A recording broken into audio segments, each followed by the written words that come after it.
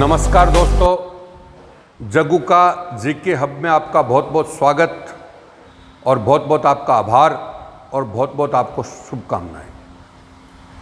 रोज़ाना की तरह आज भी हम कल्चर की कड़ी में जुड़ रहे हैं। मेरा आपसे आग्रह है कि रोज़ाना की वीडियो आप कंटिन्यू देखें, कंटिन्यू जितना देखेंगे, क्योंकि मेरे जो कल्चर के वीडियो हैं वो आप देखते हैं तो किताबों से उनसे थोड़ा डिफरेंट है। आप अदर क्लासेस से तुलना करो तो उनसे भी डिफरेंट है, क्योंकि वो तो एक अलग है। जैसे मेले का टॉपिक बता दे तो मेले का चल रहा है, वैसे नहीं है। हमारा जो टॉपिक है थोड़ा सा डिफरेंस टाइप है, तो उसको कड़ी से कड़ी जोड़ोगे तो ज़्यादा समझ में आएगा। तो मैं आपसे आग्रह करता हूँ कि रोज़ाना कंटिन्यू देखें इसको, और कंटिन्यू से बाद में आप आगे बढ़ें। देखिएगा, आज का जो वॉल्यूम है हमारा 17, वही हमारा टॉपिक चल रहा था लोक देवियाँ और कुल देवियाँ। लोक देवियाँ और कौन सी कुल देवियाँ, क्योंकि लोक देवियाँ और कुल देवियों का हमने अलग अलग वर्गीकरण किया था, बहुत ज़्यादा वर्गीकरण किया था। तो अलग अलग लोक देवियाँ और कुल देवियाँ बताई थी। उन्हीं के मेले हैं, उन्हीं के मंदिर हैं और उन्हीं के क्या हैं, त्यौहार हैं। तो इससे कैलेंडर भी सेट होता है। तो हमारी लोक देवियों का जो हमने वर्गीकरण किया, तो आज पार्ट सी आ रहा है, पार्ट सी। पहले पार्ट में हमने भाई लोक देवियों के परिप्रेक्ष्य में बताया था, और कौन कौन सी लोक देवी बताई। तो पहले पार्ट में हमने लोक देवी बताई नंबर वन कौन सी, कि भाई प्रकृति माताएं, प्रकृति माताएं। दूसरी माता हमने बताई रक्षा माताएं। कल हमने बताया था रोग निवारण माताएं, रोग निवारण माताएं। और अगला बताया था सती माताएं, सती माता। तो 4 देवियों के बारे में हमने अलग अलग बता दिया। आज जो हमारा टॉपिक है वो एज ए तिथि माता। कौन सी तिथि? हालांकि ये बात माताओं से ही रिलेटेड नहीं है, ये बात हमारी जितनी भी तिथियों पर मेले वेले लगते हैं वो सारी चीज़ें आती है। आपको बताइए, हमारे हर तिथि की पूजा होती है, तो इसमें पूरा कैलेंडर भी सेट हो जाएगा, पूरा कैलेंडर भी क्या हो जाएगा, सेट। और आपको ये मेले मंदिर रटने में कोई दिक्कत नहीं आएगी। तो आज का जो हमारा टॉपिक है वो वॉल्यूम पार्ट सी में तिथि माताएं हैं, तिथि माता। तो इसके बारे में हम डिस्कस करेंगे। पहले थोड़ा सा आप स्क्रीनशॉट ले लीजिए।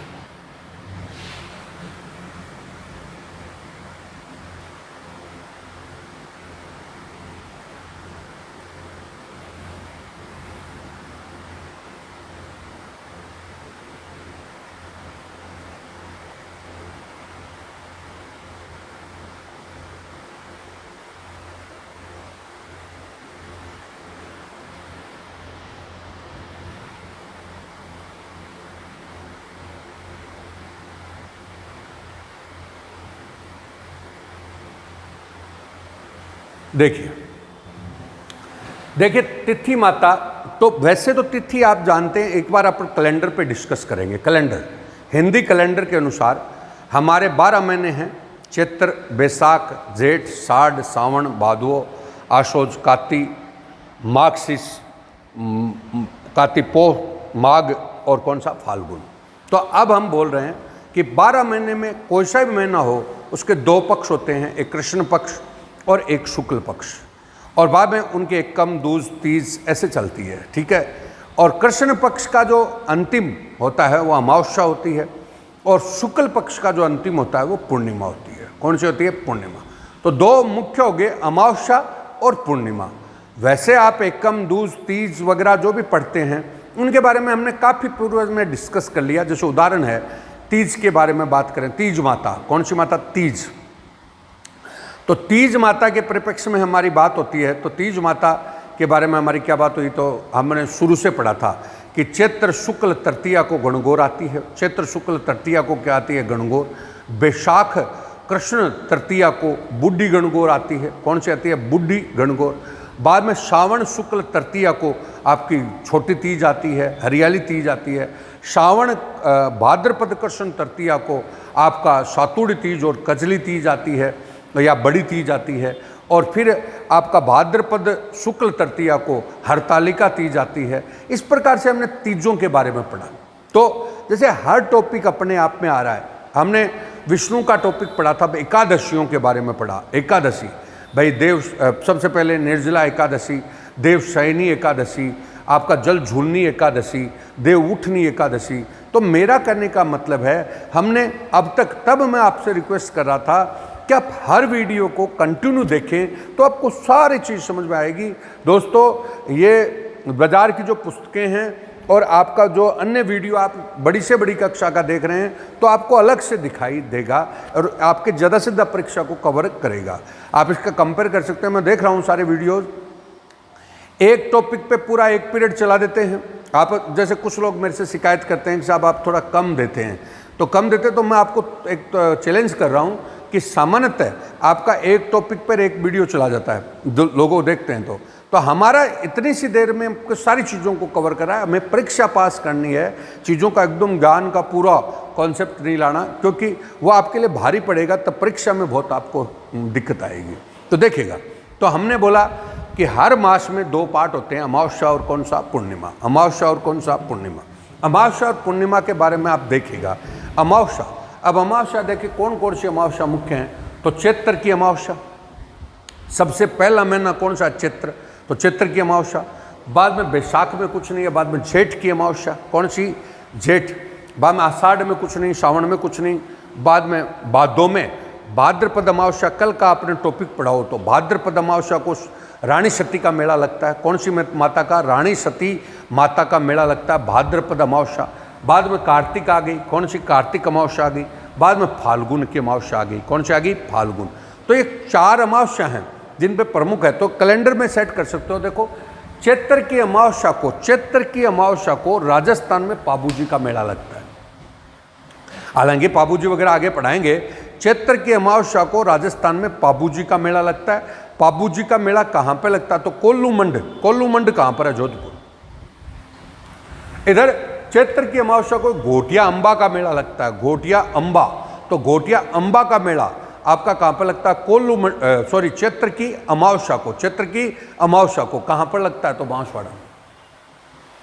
ये हमारी बात भी हुई पहले। तो चैत्र की अमावस्या घोटिया। अब देखिए आराम से आप रख सकते हैं, चैत्र अमावस्या। तो 2 मेले हो गए राजस्थान में। नंबर 1 मेला आपका कौन सा आ गया, पाबूजी। कौन सा, पाबूजी। पाबूजी का मेला कहाँ पर लगता है, पाबूजी का मेला कहाँ पर लगता है, तो कोल्लूमंड जोधपुर। और दूसरा मेला आपका कौन सा, घोटिया अंबा, कहाँ पर लग रहा है, बांसवाड़ा। कहाँ पर, बांसवाड़ा।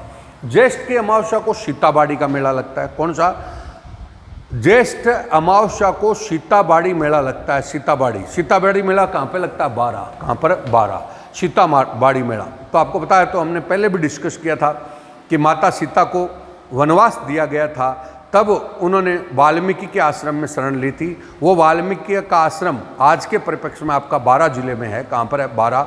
वहीं पर सीता माता ने अपने आप को जमीन में समाहित कर लिया था, तो वहाँ पर सीताबाड़ी का मेला लगता है। कहाँ पर है, बारा। कार्तिक की अमावस्या को दीपावली आती है। कौन सी आती है, दीपावली। तो कार्तिक की अमावस्या को क्या आती है, दीपावली। ठीक है, दीपावली का त्यौहार बड़ा त्यौहार है कार्तिक की अमावस्या। फाल्गुन की अमावस्या को जाम्बोजी मेला लगता है। कौन सा, जाम्बोजी। बिश्नोई संप्रदाय के संस्थापक थे। बिश्नोई संप्रदाय के संस्थापक कौन थे, जाम्बोजी। तो जाम्बोजी का मेला जो है वो मुकाम गांव बीकानेर में कब लगता है, फाल्गुन की अमावस्या। तो दोस्तों देखें तो आपको आराम से चीज़ें सारी समझ में आएगी। कैलेंडर बन गया ये, वापस बोल रहा हूँ। चैत्र की अमावस्या, चैत्र अमावस्या को जैसे हम कॉन्स्टिट्यूशन में संविधान के आर्टिकल बताते हैं वैसे रटा जाएगा। चैत्र की अमावस्या को 2 मेले हो गए राजस्थान में। नंबर 1 आपका चैत्र की अमावस्या को पाबूजी का मेला कहाँ पर लगता है, बोलो। पाबूजी का मेला आपका कोल्लूमंड कहाँ पर है, जोधपुर। दूसरा चैत्र की अमावस्या को दूसरा मेला आपका कौन सा, घोटिया अंबा कहाँ पर है, बांसवाड़ा। ज्येष्ठ की अमावस्या को कौन सा मेला, सीताबाड़ी मेला कहाँ पर है, बारा। बाद में कार्तिक की अमावस्या को कौन सा, दीपावली। कौन सा, दीपावली। और दीपावली के बारे में बात करें तो हमने इनसे पूर्व जो टॉपिक थे उनसे शिव का टॉपिक था, उसमें विष्णु का टॉपिक था, तो दीपावली के बारे में पढ़ा था। तो दीपोत्सव अब थोड़ा सा उसको कर सकते हैं। कार्तिक अमावस्या को तो दीपावली आती है, उसके 2 दिन पहले कार्तिक की कृष्ण पक्ष की तृतीया थी। कृष्ण पक्ष की क्या थी, तृतीया, उसको धनतेरस था। और चतुर्दशी थी कृष्ण पक्ष की, उसको रूप चौदस थी। और अमावस्या को क्या आ गई, दीपावली आ गई। बाद में आप सुबह उठे तो अमावस्या के बाद शुक्ल पक्ष आ गया, तो कार्तिक शुक्ल एकम को आपका कौन सा, गोवर्धन पूजन आ गया। और दूज को कौन सा आ गया, भाई दूज आ गया। तो साथ में आप कनेक्ट करते रहें तो आपको काफ़ी काम आएगा। तो ये टोटल आपका टॉपिक हुआ अमावस्या। कौन सा, अमावस्या। अब हम बात कर रहे हैं पूर्णिमा की। किसकी, पूर्णिमा। तो पूर्णिमा के बारे में बात करें तो देखिए पहाड़ों की तरह देख सकते हैं। पहला नंबर चैत्र की पूर्णिमा। कौन सी? चैत्र पूर्णिमा। अब चैत्र की जो पूर्णिमा है उसको हनुमान जयंती आती है। कौन सी आती है? चैत्र पूर्णिमा को हनुमान जयंती का त्यौहार है, यानी हनुमान जी का जन्म हुआ था तो हनुमान जयंती का त्यौहार मनाते हैं। अब सौभाग्य से बात है, हनुमान जी का जो त्यौहार है, हनुमान जयंती है, उसी दिन हनुमान जी के मेले लगते हैं राजस्थान में। तो हनुमान जी के मेले कहाँ कहाँ हैं? सालासर धाम सुजानगढ़ चूरू में, वीर हनुमान कहाँ पर? सामोद चोमू में, और आपका मेहंदीपुर हनुमान, तो मेहंदीपुर हनुमान आपका कहाँ पर है? दौसा में।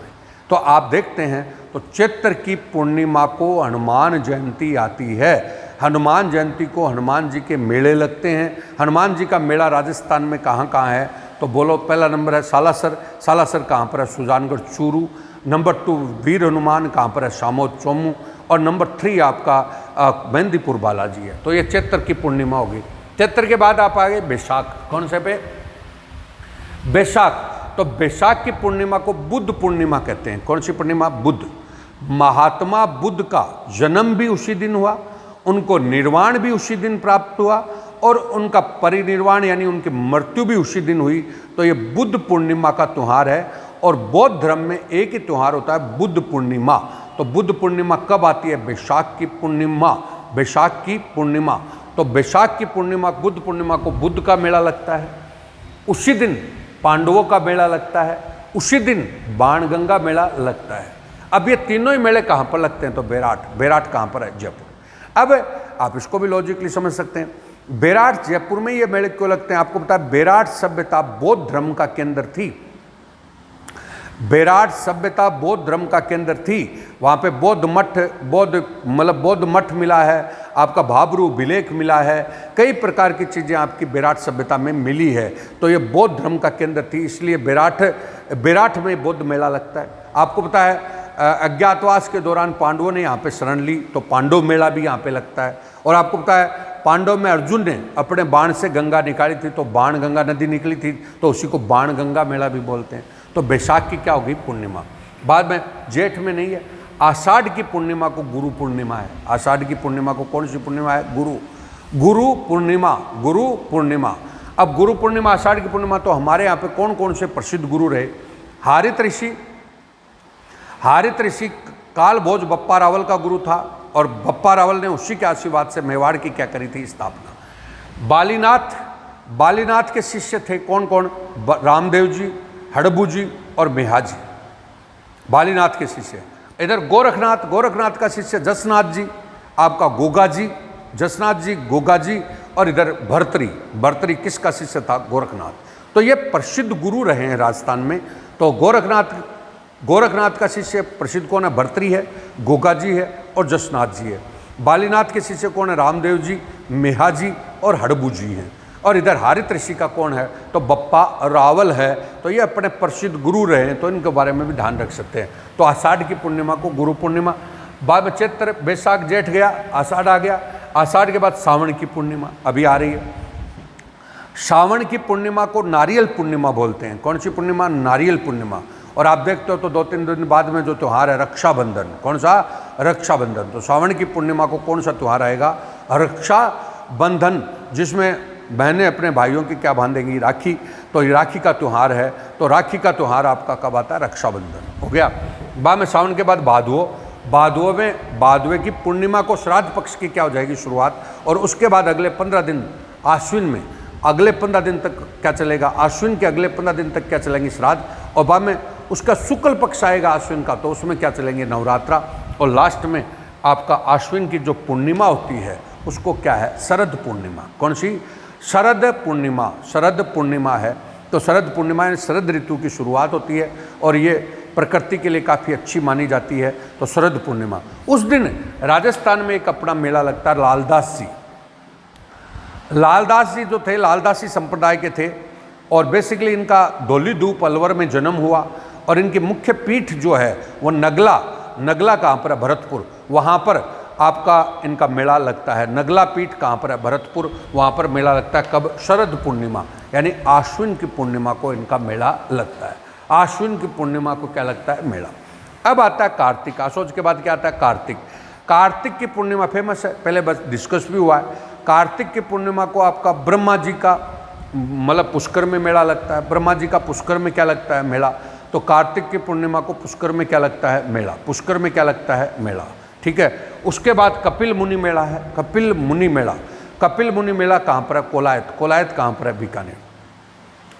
कपिल मुनि मेला कहाँ पर है? कोलायत, बीकानेर में। तो कपिल मुनि का आश्रम कोलायत, बीकानेर में है। और आपको पता कोलायत में ही च्यवन ऋषि का भी क्या है? आश्रम है। च्यवन ऋषि का भी क्या है? आश्रम। तो ये बात आती है। बाद में कार्तिक के बाद माघ पूर्णिमा। माघ पूर्णिमा को बेणेश्वर मेला लगता है। बेणेश्वर मेला सोम माही जाखम, सोम माही जाखम के त्रिवेणी संगम पर नवटपरा गांव में, कौन सा गांव है? नवटपरा गांव, वहाँ पर आपका डूंगरपुर में मेला लगता है माघ पूर्णिमा। कौन सा? माघ पूर्णिमा, समझ गए? तो माघ पूर्णिमा आती है, तो माघ पूर्णिमा को बेणेश्वर मेला है। बाद में फाल्गुन की पूर्णिमा को होली होती है। फाल्गुन की पूर्णिमा को क्या होती है? होली। तो फाल्गुन की पूर्णिमा को होली होती है। तो दोस्तों आप देखते हैं तो ये अमावस्या और पूर्णिमा को भी आप रट ले तो काफ़ी आपके त्यौहार वगैरह आ जाएंगे। तो मैं फिर एक बार बोल रहा हूँ, चैत्र की पूर्णिमा को हनुमान जयंती है। बैसाख की पूर्णिमा को आपका बुद्ध पूर्णिमा है, बुद्ध पूर्णिमा है। अब हम जेठ में कुछ नहीं है। आषाढ़ की पूर्णिमा को आपका सीताबाड़ी का मेला है। बाद में श्रावण की पूर्णिमा को नारियल पूर्णिमा यानी रक्षाबंधन है। भाद्रपद की पूर्णिमा को आपका श्राद्ध पक्ष की क्या होगी? शुरुआत। आशोज की पूर्णिमा को श्रावण भादो, आशोज की पूर्णिमा को शरद पूर्णिमा है और लालदास जी का मेला है। आशोज के बाद कार्तिक की पूर्णिमा को आपका पुष्कर मेला है और साथ में कोलायत का कपिल मुनि का मेला है। बाद में आपका माघ की पूर्णिमा को बेणेश्वर मेला है और फाल्गुन की पूर्णिमा को आपका होली है। इस प्रकार से आपने देखा तो इसको तिथि माता से भी जोड़ सकते हैं और आपका टोटल कैलेंडर भी हो सकता है। टोटल क्या हो सकता है? कैलेंडर भी पढ़ सकते हैं। इस प्रकार से आपने देखा तो पूरा का पूरा इसमें तो त्यौहार है। आप परीक्षाओं को देखें तो सारी परीक्षाएं इसमें कवर होती है। अब देखिए फाल्गुन की पूर्णिमा को होली आती है।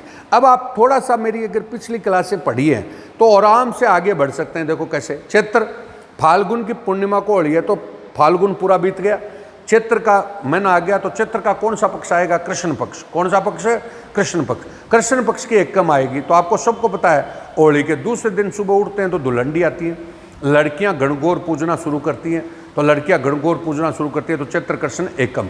और बाद में राजस्थान में एक आपका रामसनई संप्रदाय का सागड़ में शाहपुरा में क्या लगता है? मेला। फूलडोल महोत्सव बोलते हैं उसको। क्या बोलते हैं? फूलडोल महोत्सव।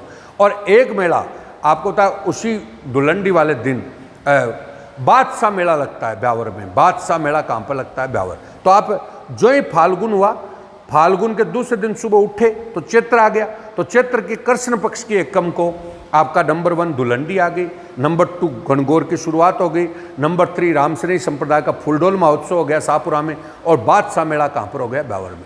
कृष्ण एकम हो गई। तो बाद में आप अष्टमी को आए तो कल ही अपन ने पढ़ा था शीतलाष्टमी। कौन सा? शीतलाष्टमी चाक्षु में आ गया। बाद में अभी आपने पढ़ा अष्टमी के बाद अमावस्या कृष्ण पक्ष में अमावस्या। तो अमावस्या को आपका पाबू जी का मेला है और कौन सा? घोटिया अम्बा का मेला है। बाद में शुक्ल पक्ष आ गया तो चैत्र शुक्ल एकम से नवमी तक नवरात्र आ गए और उसी में तृतीया को गणगौर मेला आ गया। कौन सा आ गया? गणगौर मेला। बाद में आपको याद है तो हमने राम पढ़ाया था तो चैत्र शुक्ल नवमी को रामनवमी आ गई, चैत्र शुक्ल दशमी को राम रावण मेला कहाँ पर आ गया? चित्तौड़ में आ गया। चैत्र शुक्ल त्रयोदशी को आपका महावीर जयंती आ गई। कौन सी आ गई? महावीर जयंती। फिर वही पूर्णिमा आई तो पूर्णिमा को हनुमान जयंती आ गई। ऐसे कड़ी से कड़ी आप जोड़ सकते हैं तो आपका पूरा कैलेंडर हो सकता है। दोस्तों आप इसको समझ सकते हैं।